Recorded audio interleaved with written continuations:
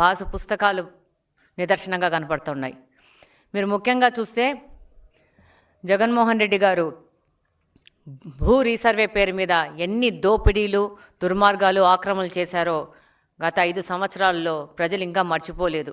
ఈ యొక్క పట్టాదారు పాస్ పుస్తకాలు చూసి ప్రజలకు మళ్ళా తన దోపిడీలు గుర్తొస్తాయన్న భయంతో వీళ్ళందరూ బయటకు వచ్చేసి ఈ పట్టాదారు పాస్ పుస్తకాల మీద క్రెడిట్ చోరీ అని మాట్లాడుతూ ఉన్నారు.